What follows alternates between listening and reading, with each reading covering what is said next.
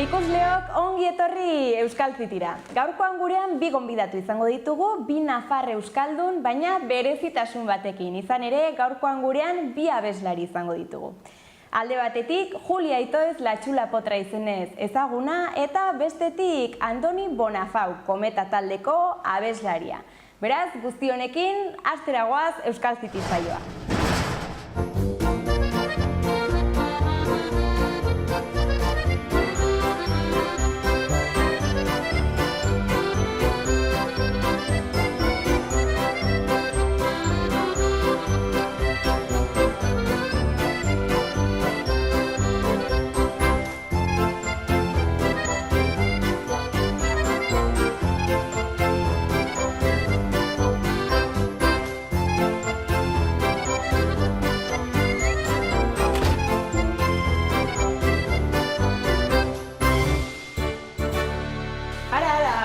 Ezaguna ditugu gaurkoan hemen, lehenik eta behin eskerrik asko, hemen Euskal Zitira, Xaloa telebistara etortzeagatik, ohore bat, guretzat, zuek hemen izatea.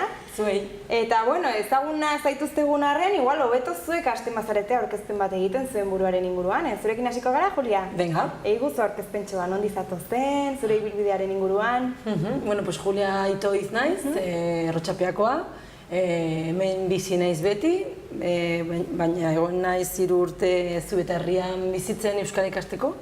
Naiz 3 aurren ama, historia ikasi nun, eta 40 urtekin hasi nintzen joku bat bezala rapa egiten.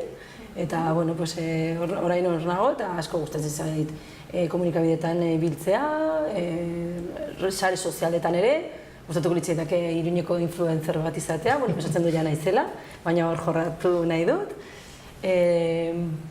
Sagitario naiz, osea, zu askoa naiz, ez? Zaki, gehiago. Zenba gauza, Julia. Zenba gauza esatzen. Ez da izan behar dena. Momentu batean, guztera entzuten dizu Xaloa, así que... Pesatzen nuen egin behar zela. Motxa idutzen.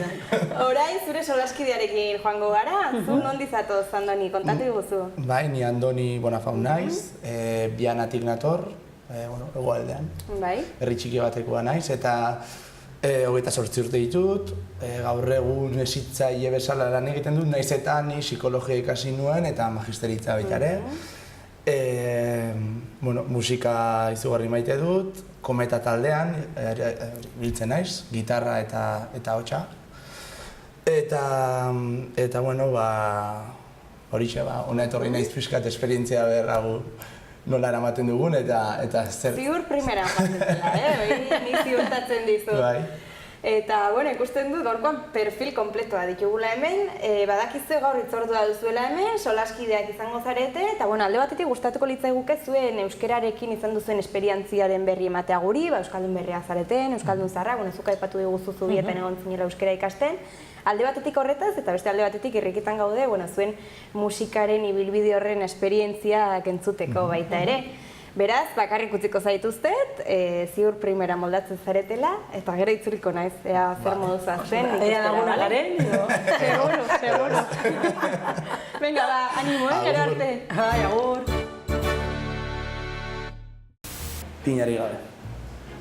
Andoni, Biana, 28, hezitzailea, zarra. Lagunekin, lagunekin, eta taldeko batzuekin baitarea. Denekin, zukaz. Ez.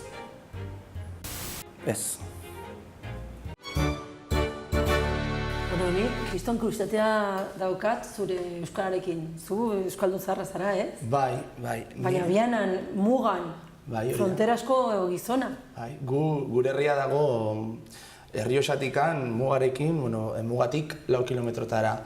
Eta, gaur egun egoera hobera dijoala esan daiteke, baina ni txikiago nintzenean orduan kaskarragoa zen, eta han ikastora bat daukagu, txikia. Baina, horra hasi nintzen ni euskara ikasten, hortikan. Geroan dugun zailtasuna da, euskarazko ikasketak egiteko, hori nire ikastora txikia da, eta bakarrikan 6. mailara arte dauka, hori da, 12 urtera arte.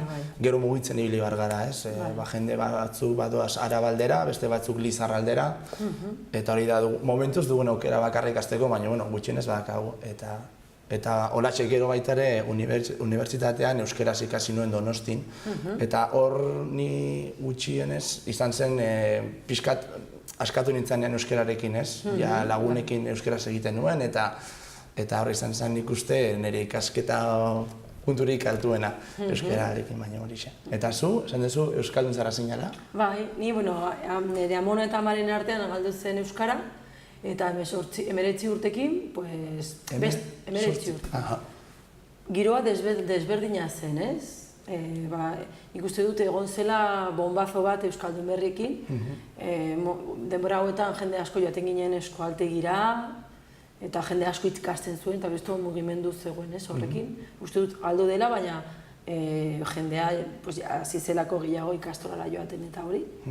Eta, izan da nire bizitzako, hau nire horrekin, nire bizitzako lana handiena. Hori, hasi ez dakiz emat urtego nintzen euskaltegian, gainera ni oso txarra naiz hizkuntza bat ikasteko. Eta, lehenengo urteak, dakit 5 urte edo, nire buruan izen sumatzen nuen horma bat bezala. Eta, hori denbora pasatzen eta hori, hasi nintzen ikasten, eta gero nintzen 2 barnetiketara, lesakara, eta hor askatu nuen pixka bat mingaina, sumaten duzun moduan. Eta gero nintzen hori Zubieta herrira, eta hor ikusten nuen, hitz egin nintekela edo norekin euskaraz, ez? Baina oraindik kostatzen, ikusten dut kriston bidea dudala, adibidez batua ikasteko behar dut oraindik asko irakurri edo ikasi, eta gero Zubietako euskaraz dut ulertzen. Zu ulertzen duzu horko euskalkiak? Zaila da. Zu zaila. Bai, baina zuk lehen esan duzun moduan, azkenian ni hor Donostin ikasi nuenean leku askotako jendearekin elkatu nintzen, eta azkenean pixka bat da nire euskara mezkla bat. Bai. Baina hori xe. Baina posten nago hori esatea, ni horrein baitu lagun asko hasi direnak ikasten euskeraz, ze bere garaian, gure zonaldean esan dudan moduan zaila da, ez? Eta horrein eman dute pausoa, eta dena ikusten dute oso beltz, baina zu bezalako pertsona bat ikustea egin lortu duela, porque, oso ondo ikatzen euskeraz. Bai. Edo, ni pensatzen dute, edo zein euskalduna, ez du nirekin beste hizkuntza hitz egin behar, ez? Eta niretzako hori da kriston helburua, ez? Bai. Eta, ni beti pentsatzen dut, beti amatera lehenbiziko pauso euskeraz hori dara klabea, ez? Edo euskaldunen artean, esan duguna hori militantziaz lortu behar dela, azkenean egiten dugunean hori lehenbiziko pausoa euskeraz egitea, hori da oso garrantzitsua. Bai. Eta zuek bianan hitz egiten duzu, zer, zure klasiko kidekin ere ez? Ez. Gainera hori, jende asko, esan bezala, 6. mailara arte jende asko ikasi indu euskeraz, baina gero urrengo pausoa da edo bai Lizarrara jutea ikastera edo Oionera, eta jende asko ematen du pausorik errezena dara Logroñora jutea, ondoan dagoela, aukera asko daude, eta hor jarderaz hasten dira ikasten eta euskera hasten zaie. Berreskuratu behar dugu herri osa guretzako, ez? Bai. Eta muga joango da bizka bat. Eurotik hanbera. Hori izango dugu arazoa Soriako jendearekin. Hori da. Baina, bueno. Bai. Denetarekin. Julia. Errotxapea. 57. Etxeko Andrea. Berria. Arro. Familiare, aurrekin, nire aurrekin, eta lagunekin, eta Saioa telebistan, nire amarekin. Zukaz. Ez, nahasketa bat. Bai, baina militantziarekin. Ni esaten nuen, adibidez, ni nirekin euskaltegitan ikasi nuen jende asko, gero enrollatzen zen irakaslekin, eta orduan hori joaten ziren beti festetara Iruñetik iparraldera, eta ikusten du jendea lortu duela hemen Iruñan euskaraz bizitzea, baina kriston esfuerzo izan behar, ni nire inguru guztia erdalduna da, ni beti pensatu dut, ditut nire harremanak euskaraz, jaten naizenean zubietara gustatzen zaite asko hor gaudelako egunero, egun guztia euskarik hitz egiten, ez? Baina hemen eske hori da, zaila da. Ni nabaritzen dut hori ere, adibidez, unibertsitateko lagunak elkartzen garenean, igual 2-3 egun egoten gara elkarrekin, eta 2-3 egun horietan izugarri askatzen zara, eta gero herribidez bian ara bueltatu eta oksidatzen dela, ez? Bai. Baina, nik uste ala ere, gauza aurrera doala, eta gero ez eta euskaldun gehiago daudela, eta, gero eta normalagoa dela euskara egitea, edo kartel bat gutxienez euskaraz eta erderaz ikustea, ez dela gutxi. Eta, ni pensatzen du, gero eta jende gehiago dakiela euskara, igual ez du erabiltzen, baina ulertzen duela eta hori, eta pensatzen dut hori dela koltsoi bat, baina ni egon naizela Zubietan bizitzen, niretzako Nafarroko iparraldea izan da euskararen erreserba bat, ez? Eta nik uste dut arriskuan dagoela. Eta pensatzen dut, dela asko bizimoduarengatik, ez adibidez Zubietan ez dago eskolarik. Eta horko jendea ez du ikusten garrantzitsua duela eta ulertzen dut nahi dute bere aurrak beti daudela aurra herrian, ateratzea ikastera Doneste bera, ez duela joaten oso urrun, baina hor galtzen da asko. Eta ikusten baduzu mutilzar batek nola hitz egiten duen eta emakume bat nire adinekoa eta gero aurrak eta nabaritzen da desberdintasuna asko. Ni horitzen naiz, Epatxikut zuela izena, bizi zen auzo desagertuta zegoen auzo batean, Sareko Bordan, mendian, eta ni ez dut asko jakiten ez, baina ni bere euskera hitz entzuten nuenean, ipsatzen nuen, euskera hau ez dut inoiz intzun, ez da herrian ere, eta bera hiltzen, eta ez dakit, ez dut egin ikasketa bat filologikoa, ez, baina pentsatzen dut, galtzen ari dela euskara bat, ez, eta asko da, eta ere, jende heldua joaten da kanpora lan egitera hor gelitu ordez, baina eske herrietan ez dago lan bideri. Da azkenan globalizazioa, ez? Bai. Handiak iresten duela txikia. Bai. Eta babestuta egon da urteak eta urteak, telebistarik ez zegoelako, baina orain eske hori sartu da sistema, eta batzutan ikusten du Nafar gobernuak egiten dituen politikak eta pesatzen du, igual beste euskararen alde beste gauzak, igual errezago, besterako lege bat euskara ateratzea, baizik eta sortu enpresak herrietan jendea hor gelditzeko, beste, ez dakit, niri bai, pensatzen dut, mantenduko dugu euskara, baina igual... Gauz asko zagertuko direla. Bai. Ni berdin bersatzen dut. Bai euskararekin eta kulturara orokorrean. Bai. Tristea horretan pentsatzea, baina... Baina eta euskararen berrikuntza izan da milagro bat, hori ez da inoiz gertatu humanitatean. Ni hori bizi dut nire herrian, porque nire herrian euskara ezan existitzen. Bai. Inoiz ez? Egongo da, eta toponimia eta hori egongo da, eh? Igual egon da euskaldun baten bat, baina bianakoa berez, agian zetorren kanpoko bat, edo... Eta horiek hasi zuten ikastola, bianako ikastola, orain bastakite 30 urte inguru izango ditu. Bai, Nafarroz oinez asko egon dira dianan, Bai, egon dira, bai. Eta orain hori aurrera doa, baina ni ikastolan hasi nintzanean izango ginen 30 ikasle, holako zeo zer. Eta gaur egun egian 150 edo kasi 200 inguru egongo dira. Eta, horixe. Eta Logroño ondoan dugula, Logroñon ere adibidez euskaltegia doa klasak ematera, eta egiten dute, solasteko eta astean behin geratzen dira taberna batia. Bale, solas laguna, bai. Koltsoi bat egiten ari gara, ez, euskaldun berriak. Hori da. Biak. Denetik. Bai.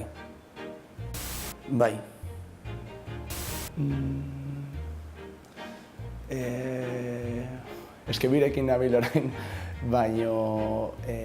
zeitu izan etortzen.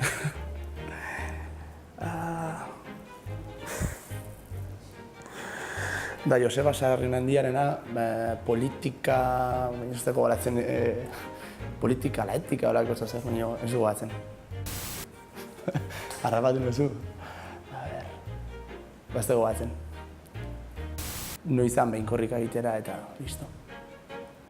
Bai. Azken bidaia Lisboa. dago hori beste alde hori kultura zaintzarena eta beste euskalkiak eta desagertu diran bezala, ez? Bai, bueno, baina ni ez nuen ongiro irakurri, baina pensatzen dut Erronkarin edo zegoela festa bat bere euskara, ez? Eta hori, daudela horrekin pixka bat berreskuratu nahian, eta hori bai desagertuta zegoela. Eta zure musikan euskaraz egiten duzu? Bai, bueno, egiten dugu erdi edo euskaraz eta erderaz. Azkenean gure realitatea hori da, gu gehien bat erderaz egiten dugu, nire herrian, kasi eguneko egun. Taldekoekin bai euskaraz egiten dugula, baina, bueno, idazteko garaian eta ni egia esan errestasun handiago dakat erderaz idazten euskaraz, baina nintzita euskaraz ikasi, baina azkenean ama hizkuntza erdera da, ez? Eta bai, bi hizkuntzetan egiten dugu. Azkeneko hizkuntzetan erderara jo dugu gehiago eta ni pixkat damutuan agorregatik, baina, bueno, beti kantuak jarraitzen ingo ditugu, eta bai, zu, egite duzu? Pues ni hori erderaz egiten dut, eta gainera ez dago problemarik, igual jendea esaten dit pixka bat, ez duzu egingo euskal kantak, eta ni, bastante lana egin dudan ere bizitzan euskara ikasteko, eta, bueno, baina daukat bat, eta orain prestatzen ari naiz bigarrena. Baina hori, ni ez nuen egin bakarrik bertsoli batek, Ainhoa Aramburu lagundu zidan. Eske, pensatzen dut olerkia dela, hizkuntza baten barruan da atal handiena, ez? Eta ez daukat errekursorik egiteko nire hitz bat, ni bakarrik, gero rima eta... Zaila da, zaila. Oso zaila. Ni joan nintzenean hitzarekin Ainhoaren gana, zuzentzera, ze ondo, eta hartu zuen dena, ez, eta ordenak sentido utzi zuen, baina ordena batzutak natetzen zidan, baina hor zer esan nahi duzu, bale, horrela eta zaten. Baina, bueno, ere laguntzen nau ni gehiago ikasteko. Eta orain egiten ari naiz bat pixka bat broma dela, hori nola sartzen dituzten batzutan rapetan, inglesa, erdaraz, eta hori egingo dut zerbait. Bai, fusioa. Bai, azkenean ni ez naiz euskaldun txarra, ez naiz euskaldun berrit. Eta, bueno, eta ere da jaia egiteko abesti bat, eta segitasun bestea da oso seria da gure aita Otoitza, baina ama gurea. Eta hori, jangokoari ordez, jangotza, bueno, Mariri dedikaturik ez, orduan, eta oso seria, oso filosofia eta hori. Orduan hori, honekin, hori, gehiago zure ipurdiaren joarea gehiago, eta hori. Honekin, harira ez dakit doan, baina horoskopoaren eta ondo ibiltzen zara horretan, ez? Bueno, gustatzen zen, bai. Zuri? Ni, bueno... Ez que normalean, zuk zer zara? Ni Virgo. Virgo, bale. Zu zara lurra? Lurra. Eta normalean lurrazko jendea ez dago oso interesaturik olako gauzekin. Zara zuri astrala, hori da unibertsua, ez? Oso bizkizu zaudete hor hartutak lurrean, ez? Oso buruan gorra zarete, oso gauzak argia dituzue, ez? Kostatzen da igual aldatzea oso ez dakizu, baina esaten dute Virgok kriston ordena dutela bere bizitzan. Ordena? Hori, ezagutu nuen behin bati eta esan nion hori, pos bai daukat, ez dakizen bat zapatilla zituen, bambak, ez? Gustatzen zaioa asko. Eta bakoitza bere kutxa eta sartutaz... Trastorno obsesibo compulsivo. Bai, joe. Ailegatu zaitezke, ez? Ondartza. Rapa, flamenco, rock and rolla, ez, palma. Bai, asko. Nago, matrilineateta Euskal Herrian. Ez dakite ongi esatea, baina hori. Familia amaren inguruan sortzen zela Euskal Herrian ensaio bat. Yucatan, aurrekin. Igeri egiten dut. Bai. Zubietara. Bueno, ni pentsatzen dute horoskoparekin dela jendea ulertzeko beste tresna. Beste modu bat. Ez dut pentsatzen psikologia konstruktibista unibertsitatean ematen duena horoskopoa baino gehiago balio duela, biok direlako simbolo sistema bat, psikologia konstruktibista ere da sistema bat asmaturik, azkenean gu gara garenok, ez? Hori da. Eta horoskopoa ematen ditu klabeak, ez da, ni dakit oso gutxi, badago mundu bat hor sartuta, eta galtu dizudana, zu esan didazu non zegoen zure eguzkia, ez?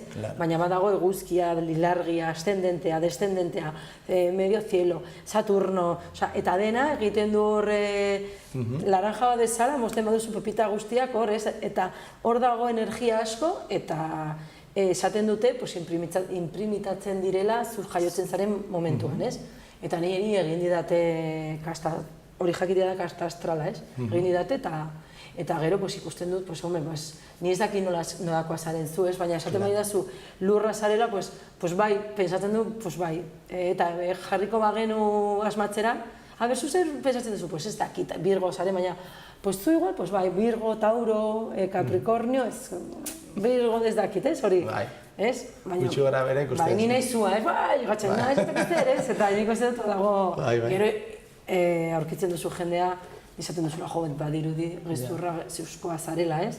Baina, eta batez ere gustatzen zarena da, eramaten duen olarkia, ez? Azkenean, dagor, planeta guztia dute bere grego edo romako jaingoikoa, eta da zerbaitengatik animali bat, metal bat, eta dena, eramaten dute, orain dela 4.000 urte. Bai, urte asko. 4.000, eta hasi zen, jendea ez daki, baina hasi zen Indian, ez? Eta, Indian sobra izan behar da.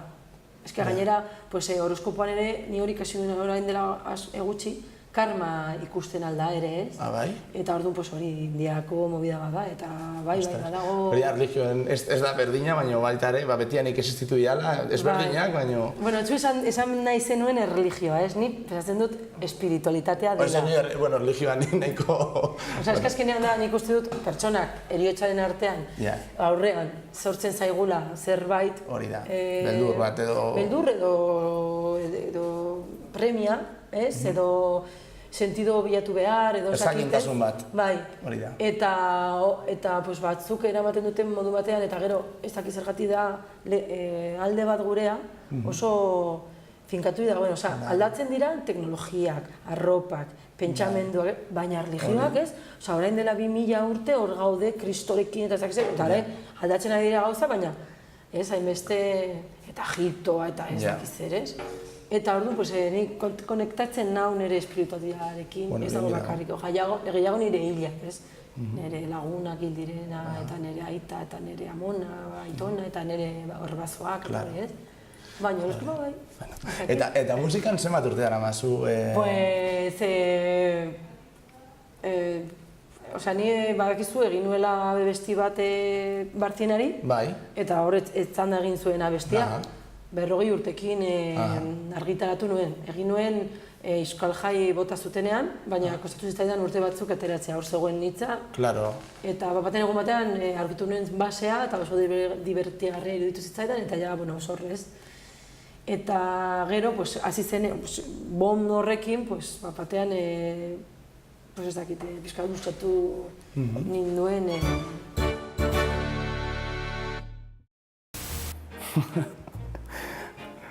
Jo, ez dut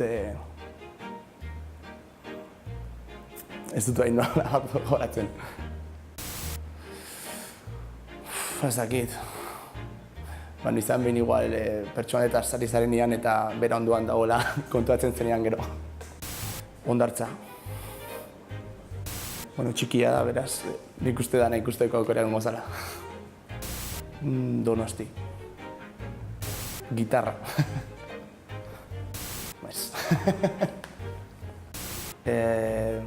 Asko daude, baina adibidez Berritxarraken Gorka Orbizu kantatia. Baina nire zain sentitzen musika, musikaria. Zer ba? Ni pensatzen dut, ez dudala egiten arte politikoa, ez? Baizik eta politika artistika.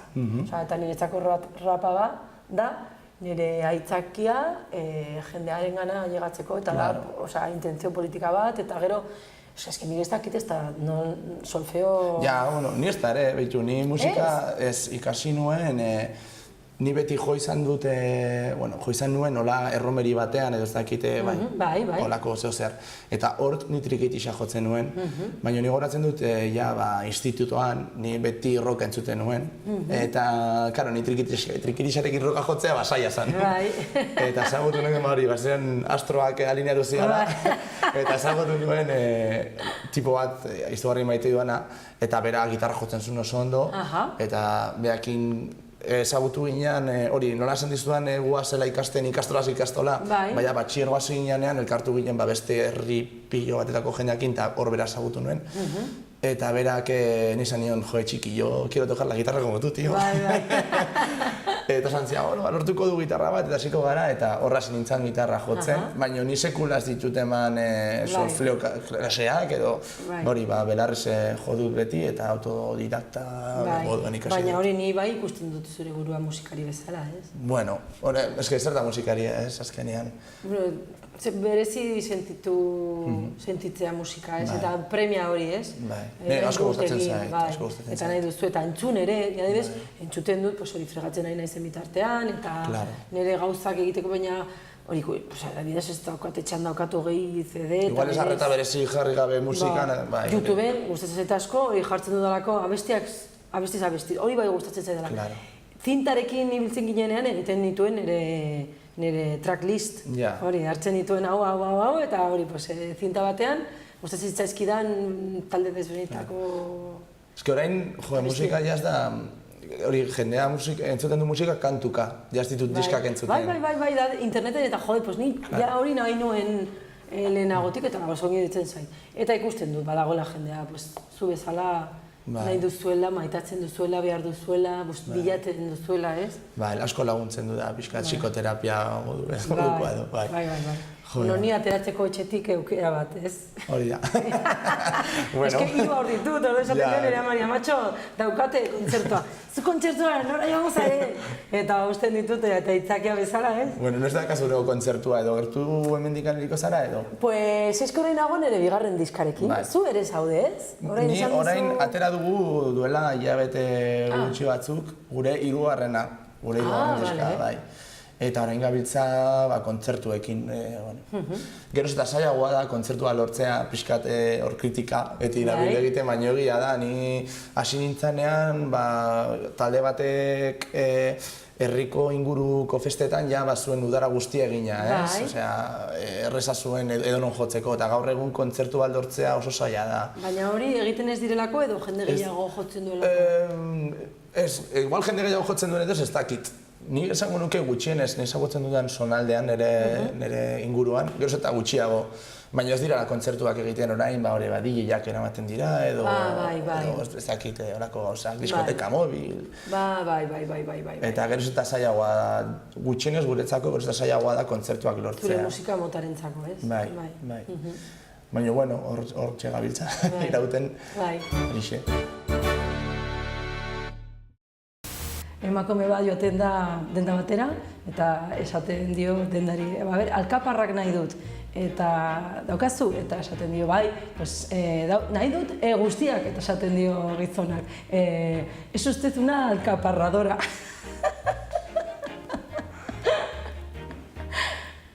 Erori naizenean kaletik, hartatu zait askotan, soberania alimentaria. Jende berezia. Zerrenda bat, jende berezia. Senegala, Cádiz, Cuba, México. Jendea. Ez dut... Ez dut pentsatzen pekatua direla, ez dakit. Euskaltegietan eta eskoletan dauden irakasle guztiak. Eta orain diska berriarekin gaude kontzertuak egiten, eta... Eta nola du izena, diska berria? Diska berria dauka izena El Principio del Final. Bai. Bai, jende asko esan egin digu agerrez dan talde utziko dugun edo, es como el principio del final, baina, bueno, esan metafora bat horrela. Bai.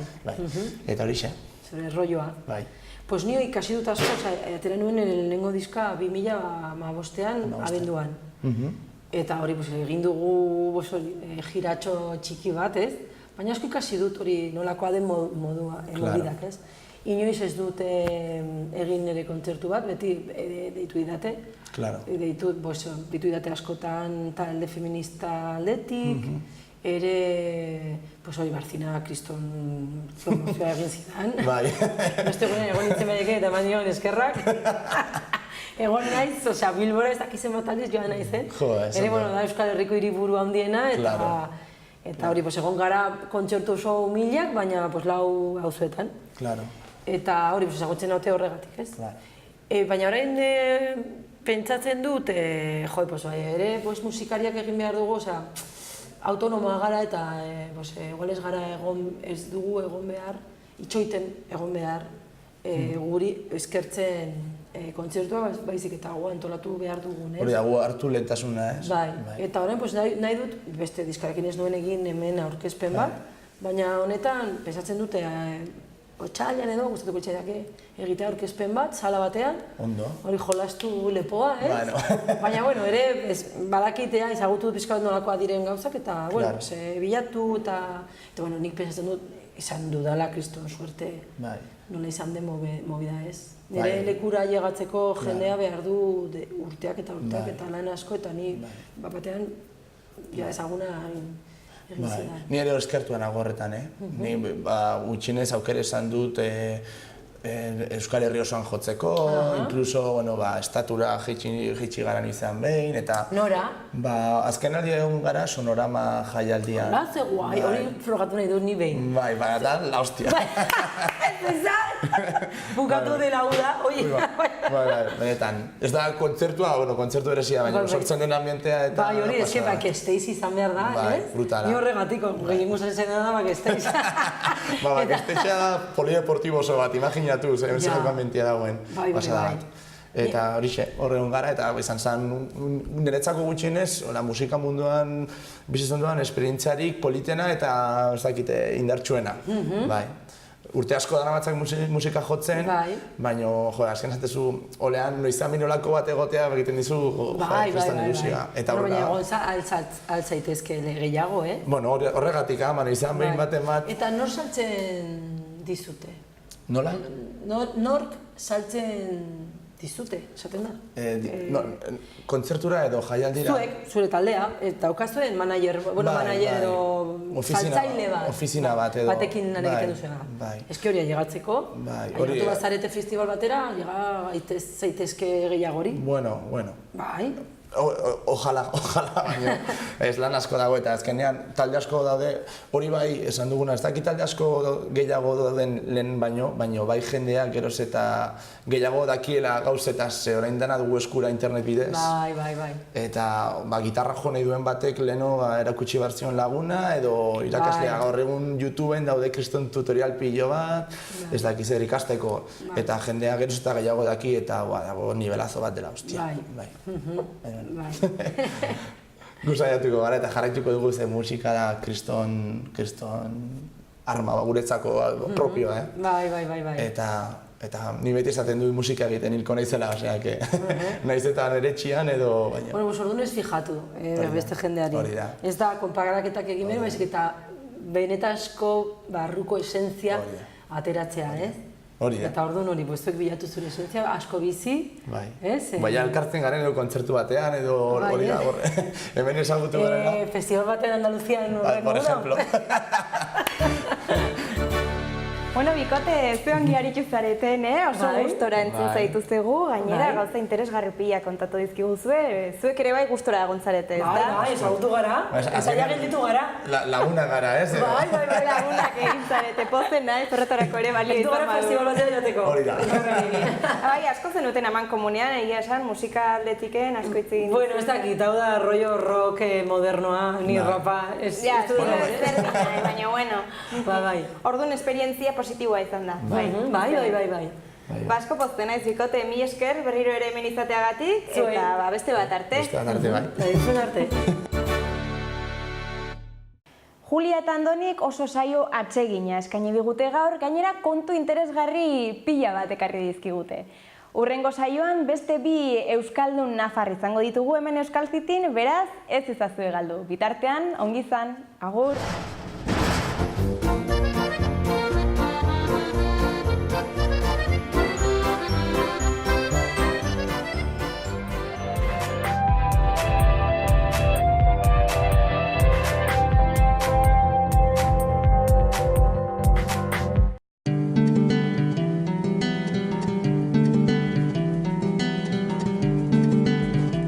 Saio hau Nafarroako Gobernuak diruz lagundu du.